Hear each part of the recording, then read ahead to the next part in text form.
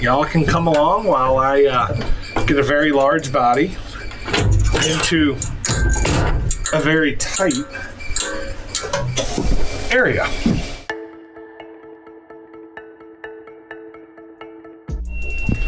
Well, there goes our alarm. That's what we're going to be replacing.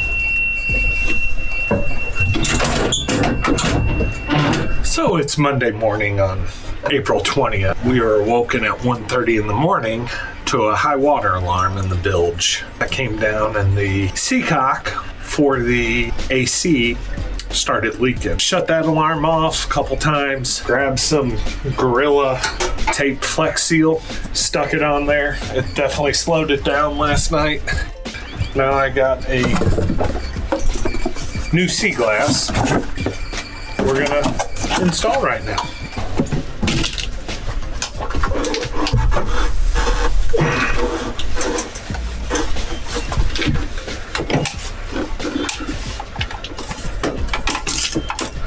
Need to try and go find a shorter wrench so I can get in behind these. Be right back.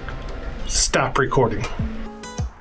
When we started planning this trip, we had to think about other modes of transportation. Yes, you can Instacart.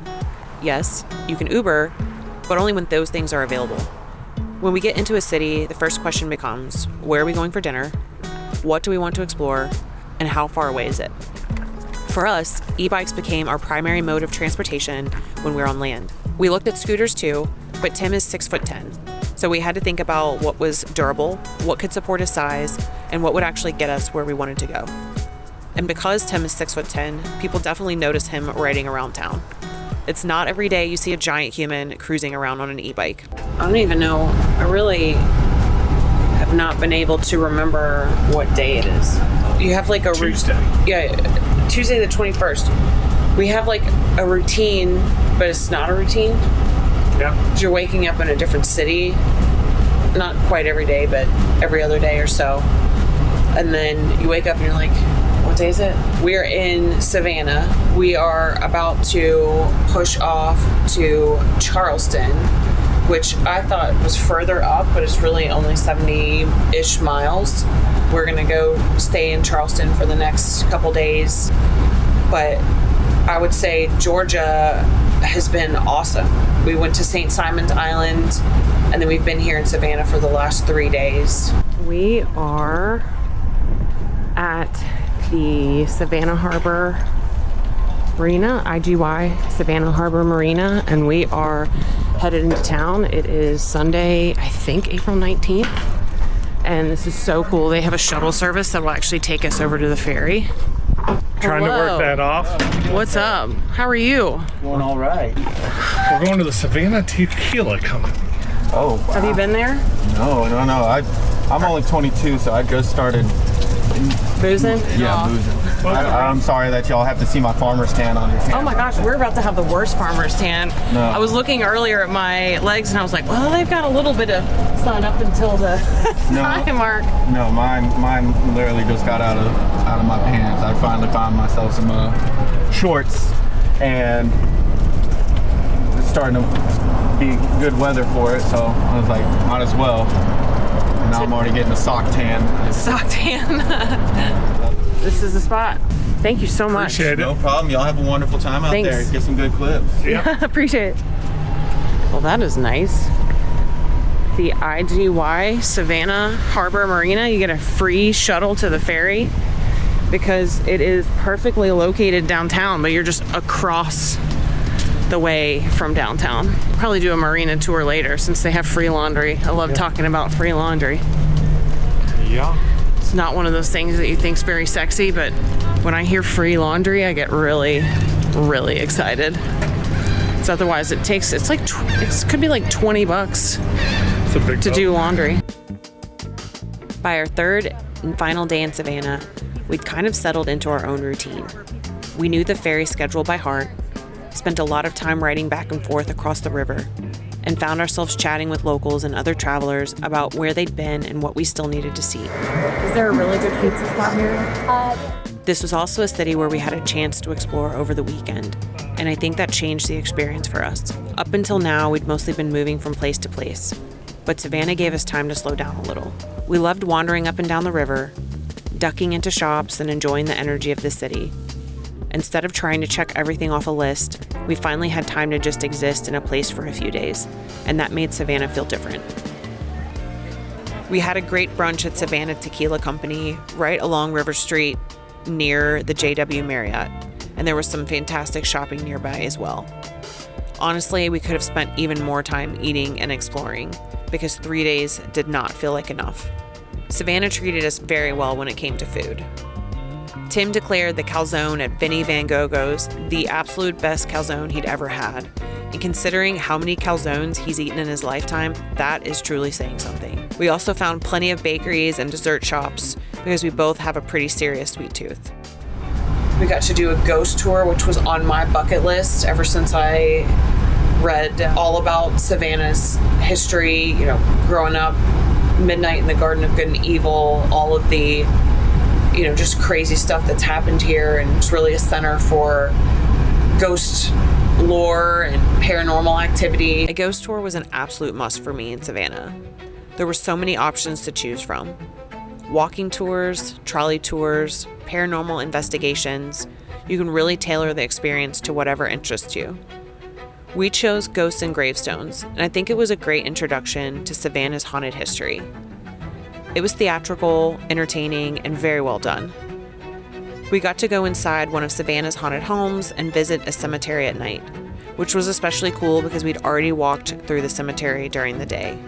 Normally, we do a lot of exploring on our own, so it was nice to sit back, relax after walking 6 miles that day, and let someone else tell the stories. We walked 6 miles the first day. Our feet, killed us. Yeah, really, our knees still hurt because there's no flat surfaces really in a lot of these parts of the town. And the original stairs, they call them the historic stairs everywhere, that are like right at the side of a cliff, but they have these crazy risers, and some of the steps aren't even deep enough for your feet. 8 inches deep. I had to walk sideways with my size 15 shoe, so I didn't fall on my face. But it's interesting to see a common experience for all the tourists that are running through Savannah. Is they're all being like, oh my gosh, those steps. But honestly, what pulled us towards Savannah even more than the ghost stories was the architecture. We love old homes. We love original details. We love cities that have history and character, and Savannah feels like it has preserved all of that. The squares, the southern live oaks draped in Spanish moss, the historic homes, the gas lamps, the cemeteries. There's just something really special about it. For Tim, the ghost stories weren't quite as big of a draw, but Savannah had been on his list too because so many people had told him he needed to go. And once we arrived, it definitely lived up to the hype. We stayed across the river at IGY Marina and had an incredible view looking back at downtown Savannah. We walked miles exploring the city, taking in the parks, the squares, the architecture, and of course the infamous historic stairs along River Street. By the end of the first day, all of our knees were feeling it. But even that became part of the experience. Savannah is a place you don't just visit, you have to experience it. And it's definitely somewhere we'd love to come back and spend more time. What was your favorite part of the trip? The best calzone I had at Vinny's Go-Go. Vinny A Go-Go's, which was a random pizza spot. I was trying to find Tim the best pizza, at least in this part of Savannah, and I found this little takeout place, very small, really cool vibe, that was frequented by the SCAD students late night. Savannah College of Art and Design, which is famously here. And what was your favorite part?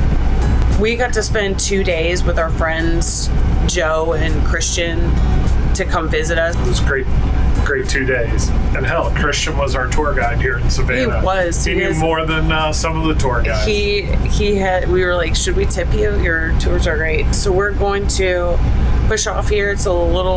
We're starting a little bit early, but not really, because we've got a ways to go, and I've got some conference calls this afternoon I want to make sure I'm seated for. We're trying to get to Charleston when the slack tide is high. What's the slack tide? It can swing 8 feet, so there's shallow spots. So we want to get in the marina before low tide. Why do they call it a slack tide versus just a tide? You're asking me questions I don't know answers. Well, I was just curious. If you know, great. I'll do some research and get back to you.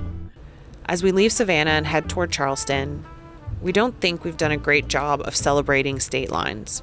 Some loopers open champagne every time they enter a new state. We kind of just keep marching north. Florida transitioned into Georgia so quickly for us that we almost didn't realize how far we'd come. St. Simons and Savannah are so close to Fernandina Beach that it feels less like entering a new state and more like continuing the journey. But even if we aren't stopping to celebrate every border crossing, we are noticing the changes. The landscape is different. There are fewer palm trees and more marshland. Southern live oaks draped in Spanish moss have become part of the scenery. The beaches look different. The vegetation is changing. And slowly, the boat is starting to feel less like a trip and more like home. At this point, we're also beginning to plan farther ahead because we know we'll eventually need to leave the boat for a short period of time. So we're not just thinking about the next stop anymore. We're thinking several stops ahead. It's changing our pace a little bit, but it's also helping us settle into this lifestyle. Savannah was everything we hoped it would be, and now it's time to see what Charleston has in store. And spoiler alert, we didn't make it through unscathed. Good job, babe. I don't know. We just We have a dance floor now. we do.